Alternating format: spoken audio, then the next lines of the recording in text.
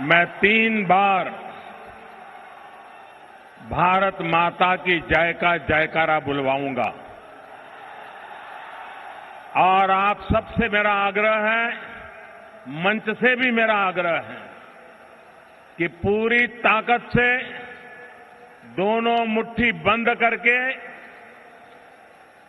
जब मैं बुलवाऊंगा तब 3 बार भारत माता की जय बोलना है।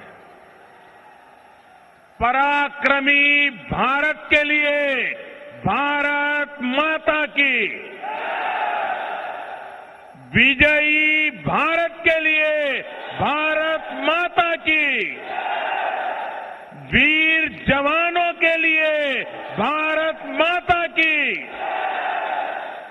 बहुत बहुत धन्यवाद।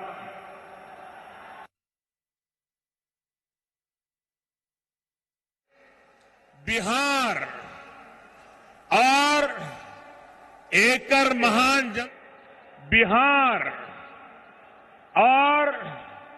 एकर महान जनता के हम प्रणाम करता नहीं। हम बिहार के इन महान जनता का आदरपूर्वक प्रणाम करी छिए। बिहार के सब लोगन के प्रणाम करी थियो। महात्मा बुद्ध, अमात्य चाणक्य, गुरु गोविंद सिंह जी, सम्राट अशोक, डॉक्टर राजेंद्र प्रसाद, लोकनायक जयप्रकाश नारायण, कर्पूरी ठाकुर, श्री बाबू, अनुग्रह नारायण सिंह, वीर कंवर सिंह विद्यापति और रामधारी सिंह दिनकर समेत अनेक ऋषियों और मनुष्यों ने जिस धरती से देश और दुनिया को आलोकित किया है, ऐसे बिहार के आप सभी बहन भाइयों का मैं वंदन करता हूं। मैं शहीद पिंटू कुमार सिंह, पुलवामा में शहीद संजय सिन्हा और शहीद रत्न ठाकुर सहित बिहार के उन सभी शहीदों को नमन करता हूं जिन्होंने राष्ट्र रक्षा में अपने प्राण न्योछावर किए हैं। शहीदों के परिवारजनों के साथ पूरा देश खड़ा है, उनके त्याग को नमन कर रहा है। मैं बिहार की ही संतान श्री बिंदेश्वर पाठक जी और उनकी संस्था को गांधी शांति पुरस्कार के लिए एक बार फिर बधाई देता हूं। आपने स्वच्छता के प्रति बिहार के ऐतिहासिक आग्रह को, चंपारण से निकले गांधी जी के स्वच्छाग्रह के प्रयोग को आगे बढ़ाने का काम किया है और आज अभी मुख्यमंत्री जी ने 2 अक्टूबर तक सिद्धि हासिल करने की जो घोषणा की है, मैं आदरपूर्वक उनका अभिनंदन करता हूं और बिहार की जनता का भी अभिनंदन करता हूं। साथियों, इस ऐतिहासिक गांधी मैदान से आप सभी के साथ कुछ पल साझा करने का सौभाग्य आज मुझे और मेरे सभी साथियों को फिर से मिला है और स्वयं वरुण देवता भी हमारे संकल्प को आशीर्वाद देने आया है। भाई और बहनों, आपका प्रधान सेवक होने के नाते मुझे अनेक बार बिहार आने का मौका मिला है। जब ये जिम्मेदारी नहीं थी तब भी बहुत बार बिहार आया हूं। आज वाकई मुझे ये देख करके खुशी होती है कि नीतीश बाबू जैसे कर्मठ, शालीन, गरीब की चिंता करने वाले व्यक्तित्व ने कैसे बिहार को उस पुराने दौर से बाहर निकालकर एक नई दिशा दी है। जिस राज्य में इतनी प्रतिभा हो, जहां के नौजवानों में इतना सामर्थ्य हो जो देश की ब्यूरोक्रेसी से लेकर राजनीति तक अपना सकारात्मक प्रभाव दिखा रहा हो, उस बिहार को एक भंवर से निकालने का काम नीतीश जी और सुशील जी की जोड़ी ने और यहां की एनडीए की पूरी टीम ने एक अद्भुत काम किया है। बिहार में एनडीए और केंद्र में भी एनडीए होने की वजह से आज यहां विकास की रफ्तार को नई तेजी मिली है। अब तो पटना में मेट्रो का काम भी शुरू हो चुका है। यहां की ट्रैफिक व्यवस्था अब सीएनजी आधारित होने वाली है।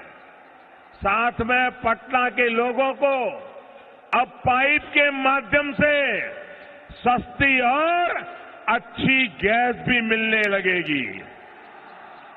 नीतीश जी ने नल से जल देने का बीड़ा उठाया है और अब पाइपलाइन से गैस का काम भी होने वाला है। ये पटना को स्मार्ट बनाने की प्रक्रिया को और गति देने वाला है। साथियों, ये जो बदलाव आ रहा है उसके लिए फिर एक बार नीतीश जी, सुशील जी और एनडीए की पूरी टीम अनेक अनेक अभिनंदन के अधिकारी है, अनेक अनेक बधाई के पात्र है। बिहार को अपराध और भ्रष्टाचार से मुक्त कराने का संकल्प लेकर आप सभी ने मिलकर बिहार को जिस स्थिति से बाहर निकाला वो प्रशंसनीय है। भाई और बहनों, बिहार ने विकास की जिस रफ्तार को पकड़ा है वो और गति पकड़े, इसके लिए केंद्र की एनडीए सरकार ने निरंतर प्रयास किया है। कुछ दिन पहले ही बरौनी में 30,000 करोड़ से अधिक की परियोजनाओं की शुरुआत की गई है। ये बिहार के विकास के लिए किए जा रहे निरंतर प्रयासों की एक और झलक है।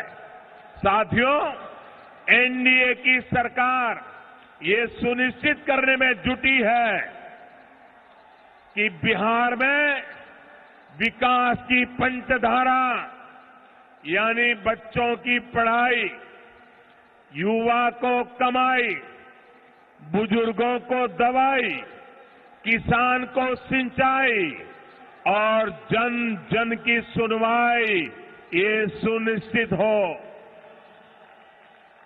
इसी सोच के साथ बिहार में इंफ्रास्ट्रक्चर के विकास को प्राथमिकता दी जा रही है।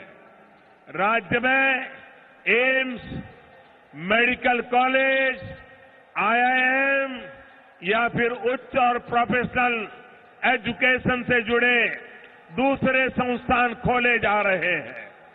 यह गांव और शहरों की सड़कों का, यहां के नेशनल हाईवे का चौड़ीकरण हुआ है। जो पुराने पुल है उनको सुधारा जा रहा है। नए फ्लाईओवर का निर्माण किया जा रहा है।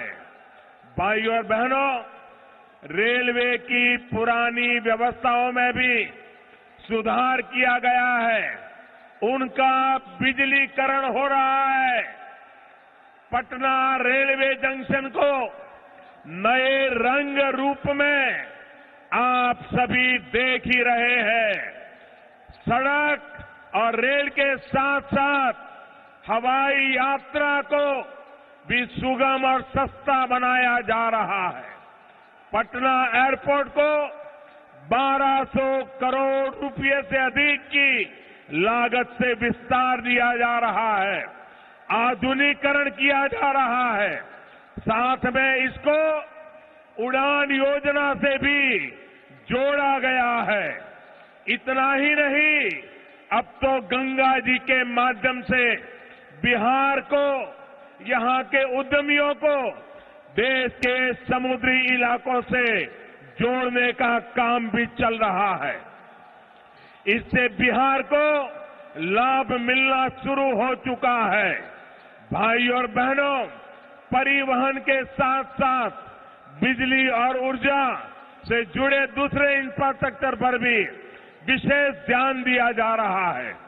गांव-गांव तक बिजली पहुंचाने का अभियान जो हमारी एनडीए सरकार ने चलाया है, उसका लाभ पूरे बिहार को मिल रहा है। सौभाग्य योजना के तहत हर गरीब के घर मुफ्त बिजली कनेक्शन देने का हम सफल हुए हैं और मैं नीतीश जी को बधाई देता हूं। आज बिहार के हर घर में बिजली पहुंचाने का संकल्प पूरा कर रहे हैं। इसी तरह बिहार को पश्चिमी भारत और पूर्वी भारत के समुद्री किनारों को पाइपलाइन के माध्यम से जोड़ने का काम जोरों पर है और यहां की रसोई को और यहां के उद्योगों को गैस आधारित बनाया जा रहा है। यही कारण है कि आज बरौनी के खाद कारखाने जैसे अनेक उद्योग फिर से शुरू हो पा रहे हैं। इस बिहार के युवा साथियों को रोजगार के अवसर उपलब्ध हुए हैं। साथियों, ये जितने भी काम मैंने गिनाए हैं, उनसे बिहार में उद्योगों के लिए एक बेहतर वातावरण बना है। साथियों, उद्योगों के साथ साथ हमारे अन्नदाताओं के लिए भी देश के इतिहास की सबसे बड़ी योजना पीएम किसान सम्मान निधि आज जमीन पर उतर गई है। इस योजना का लाभ बिहार के 1.5 करोड़ से अधिक किसानों समेत देश के लगभग 12 करोड़ किसानों को होगा। ऐसे किसान जिनके पास 5 एकड़ या उससे कम जमीन है, उनको बैंक खाते में सीधी मदद मिलनी सुनिश्चित हुई है। अभी की स्थिति के हिसाब से ही देश के किसानों को इस योजना के माध्यम से हर वर्ष प्रति वर्ष 75,000 करोड़ रुपए सीधे उनके खाते में जमा होंगे। कोई बिचौलिया नहीं, कोई दलाल नहीं, कोई चोरी करने वाला नहीं। अब उन्हें बीज, खाद, कीटनाशक, चारा जैसी जरूरतों के लिए किसी से कर्ज नहीं मांगना होगा। साथियों, चारे के नाम पर क्या क्या हुआ है, ये बिहार के लोग बहुत बेहतर तरीके से जानते हैं। अब बिचौलियों से मुक्त सीधे बैंक खाते में पैसा जमा करने वाली ये प्रभावी योजना एनडीए सरकार ने, आपके इस चौकीदार ने शुरू की है।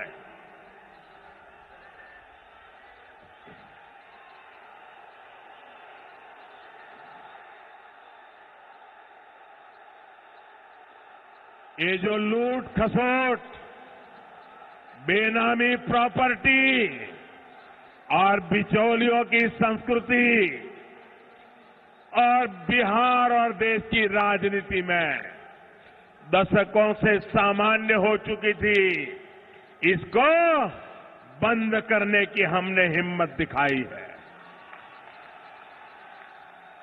गरीब और मध्यम वर्ग के हक और पसीने की कमाई पर जो अपनी दुकानें चला रहे थे, वो अब चौकीदार से परेशान है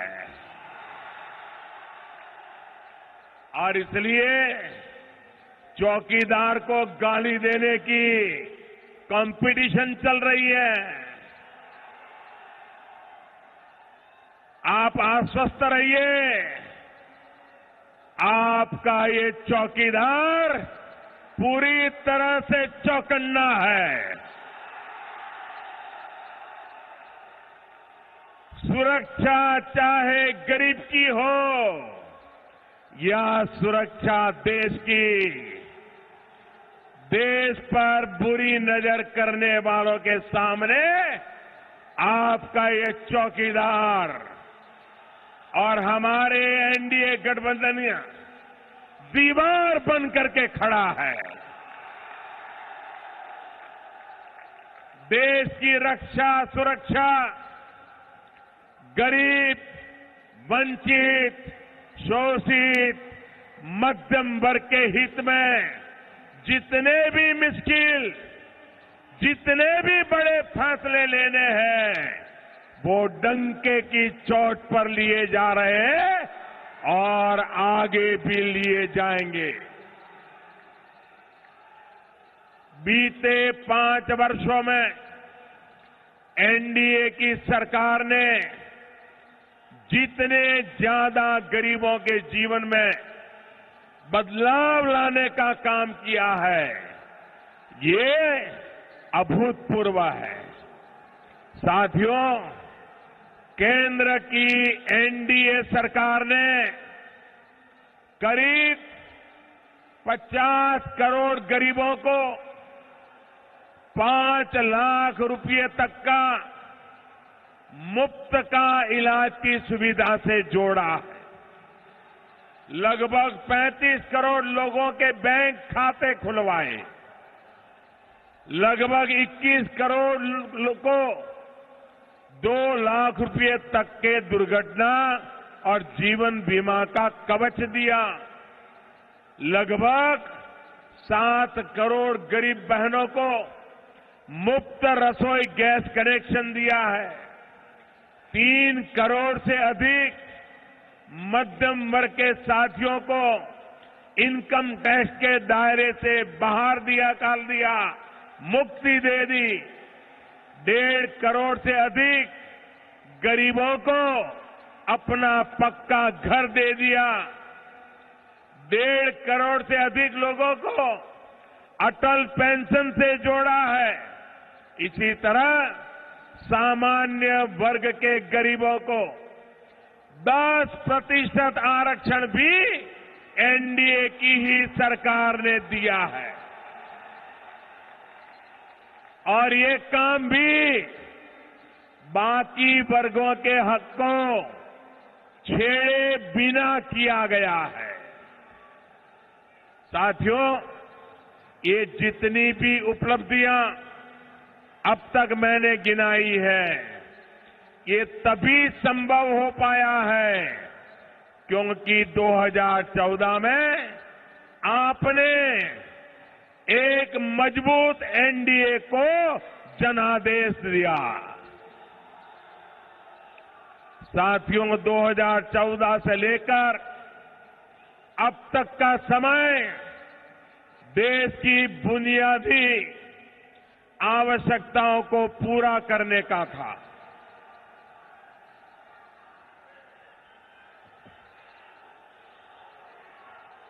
2019 तक का समय जरूरतों को पूरा करने का था और 2019 के बाद आगे का समय देश को 21वीं सदी में नई ऊंचाई पर पहुंचाने का है। बीते 5 वर्षों में नए भारत की एक मजबूत नींव एनडीए ने मिलकर तैयार की है। अब समय आ गया है इस मजबूत नींव पर सशक्त, समृद्ध नए भारत का निर्माण हो। भाई और बहनों, देश में अगर महामिलावट वाली सरकार रहती तो ना फैसले होते और ना ही गरीबों का कल्याण होता। इन लोगों की प्रवृत्ति अपना विकास करने की है, देश का विकास करने की नहीं है। मेरे बिहार के भाइयों बहनों और मेरे देश के भाइयों बहनों, जरा याद कीजिए, जब अटल जी प्रधानमंत्री थे तो उन्होंने एक से बढ़कर एक अनेक योजनाएं शुरू की। देश में नए नए हाईवे का निर्माण, गांवों तक सड़क का निर्माण, सबको शिक्षा का अभियान, उन्होंने कितनी ही योजनाएं शुरू की। लेकिन जब कांग्रेस और उनके साथी सरकार में आए तो सारे कामों की रफ्तार धीमी कर दी गई। हमारे नीतीश जी तो खुद गवाह है। अटल जी की सरकार में रेल मंत्री के तौर पर उन्होंने बिहार के लिए कितना कुछ किया, लेकिन उनकी शुरू की गई सारी अनेक योजनाओं को भी कांग्रेस ने 10 साल में आगे नहीं बढ़ने दिया। गंगा पर बने 2 पुल इसके जीते जागते उदाहरण है। जब वो रेल मंत्री थे तो अटल जी ने उनका शिलान्यास किया था। उनके गिराने के बाद दोनों पुलों पर काम लगभग ठप पड़ गया। 2014 में एनडीए सरकार आने के बाद इन पुलों के काम में तेजी आई और मेरे द्वारा उनका लोकार्पण किया गया। प्रस्तुतकर्ता Mongia steel world class TFT rebars.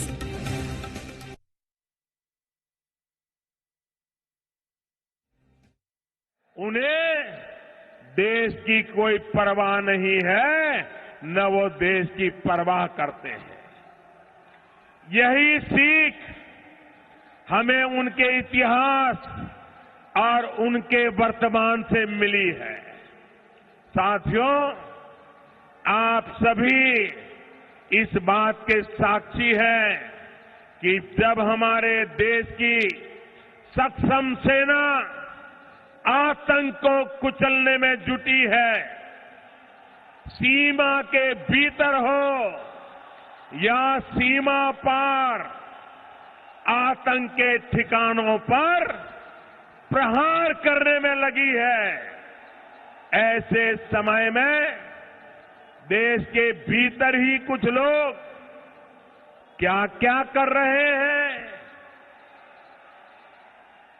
देश की आवाज को, हमारी सेना के हौसलों को बुलंद करने के बजाय वे ऐसी बातें कर रहे हैं जिससे दुश्मनों के चेहरे खिल रहे हैं।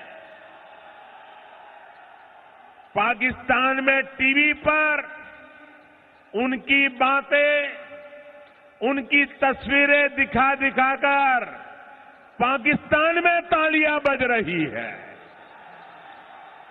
साथियों, जब आतंक की फैक्ट्री चलाने वालों के खिलाफ एक सुर से, एक स्वर से बात करने की जरूरत थी, तब दिल्ली में 21 पार्टियां मिलकर के केंद्र की एनडीए सरकार के खिलाफ निंदा प्रस्ताव पारित करने के लिए इकट्ठी हुई थी। बिहार का, देश का कोई भी सकारात्मक सोच वाला व्यक्ति उनके उस कृत्य को कभी भी माफ नहीं करेगा। करेगा क्या? माफ करेगा क्या? क्या ऐसे समय पाकिस्तान खुश हो ऐसी भाषा बोलनी चाहिए क्या? क्या पाकिस्तान में तालियां बजे ऐसा पाप यहां करना चाहिए क्या? क्या ये शोभा देता है क्या? अब इन्हीं दलों के नेता हमारे वीर जवानों ने जो पराक्रम दिखाया उस पर संदेह कर रहे हैं। जैसे उन्होंने सर्जिकल स्ट्राइक का सबूत मांगा जा रहा था, अब वो आतंकी ठिकानों को हवाई हमले में खत्म किए जाने का भी सबूत मांगने लगे हैं। साथियों, मैं कांग्रेस और उसके सहयोगी दलों से जानना चाहता हूं कि आखिर वो क्यों हमारे वीर जवानों का मनोबल तोड़ने में लगे हैं। आखिर क्यों कांग्रेस के नेता, उसके सहयोगी दलों के नेता ऐसे बयान दे रहे हैं जिससे देश के विरोधियों को फायदा हो रहा है। साथियों, केंद्र की एनडीए सरकार ने देश को नई नीति और नई रीति दी है। कांग्रेस और उसके सहयोगी दलों का देश की सुरक्षा को लेकर जो रवैया था वो देश देख चुका है। अब नया हिंदुस्तान नई रीति और नई नीति के साथ आगे बढ़ रहा है। अब भारत अपने वीर जवानों के बलिदान पर चुप नहीं बैठता, चुन चुन करके हिसाब लेता है। दुनिया में कहां, किससे, कैसे बात करनी है और उसका परिणाम क्या होता है, इसको देश आज अच्छी तरह से अनुभव कर रहा है। हाल ही में आपने देखा होगा, इस्लामिक देशों की कॉन्फ्रेंस में कैसे भारत को सम्मान के साथ बुलाया गया, हमारी बात सुनी गई। 50 साल बाद ये हुआ है भाइयों बहनों। आपको गर्व होता है कि नहीं होता है? आपको आनंद होता है कि नहीं होता है? आपको अभिमान होता है कि नहीं होता है? साथियों, इन 50 सालों में ज्यादातर समय देश में कांग्रेस और उसके इस सहयोगी दलों की सरकार रही है। क्यों वो भारत की बुलंद आवाज दुनिया के ऐसे मंचों पर नहीं रख पाए? क्या इसका जवाब उन्होंने देना चाहिए कि नहीं देना चाहिए? देना चाहिए कि नहीं देना चाहिए? भाइयों बहनों, मैं आपको बताना चाहता हूं,